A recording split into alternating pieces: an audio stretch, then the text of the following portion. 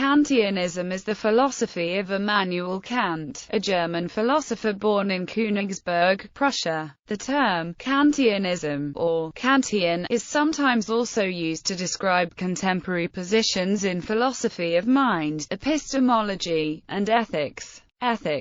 Kantian ethics are deontological, revolving entirely around duty rather than emotions or end goals. All actions are performed in accordance with some underlying maxim or principle, which are deeply different from each other. It is according to this that the moral worth of any action is judged. Kant's ethics are founded on his view of rationality as the ultimate good and his belief that all people are fundamentally rational beings. This led to the most important part of Kant's ethics, the formulation of the categorical imperative, which is the criterion for whether a maxim is good or bad. Simply put, this criterion amounts to a thought experiment, to attempt to universalize the maxim and then see if the maxim and its associated action would still be conceivable in such a world. For instance, holding the maxim "kill anyone who annoys you" and applying it universally would result in a world which would soon be devoid of people and without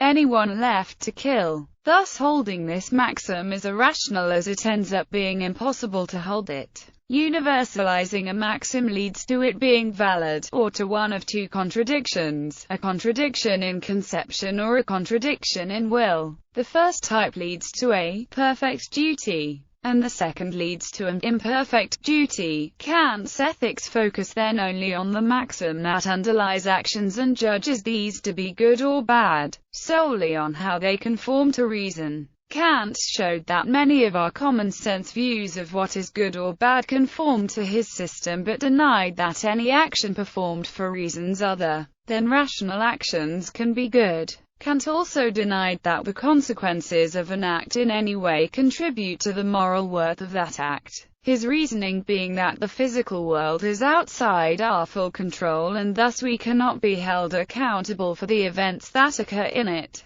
The formulations of the categorical imperative act only according to that maxim, whereby you can at the same time will that it should become a universal law. Act in such a way that you treat humanity, whether in your own person or in the person of any other, never merely as a means to an end, but always at the same time as an end. Therefore, every rational being must so act as if he were, through his maxim, always a legislating member in the universal kingdom of ends. Teleology. See Kant's Aesthetics and Teleology. Political philosophy. In political philosophy, Kant has had wide and increasing influence, with the major political philosopher of the late 20th century, John Rawls, drawing heavily on his inspiration in setting out the basis for a liberal view of political institutions. The nature of Rawls' use of Kant has engendered serious controversy, but has demonstrated the vitality of Kantian considerations across a wider range of questions than was once thought plausible. Bibliography. Henry Allison, Kant's Transcendental Idealism. Thomas Auxter, Kant's Moral Teleology. Lewis White Beck, A Commentary on Kant's Critique of Practical Reason. R. Biner and W. J. Booth, Kant and Political Philosophy. Gary Banham, Kant and the Ends of Aesthetics. Gary Banham, Teleology, Transcendental Reflection and Artificial Life. Technema.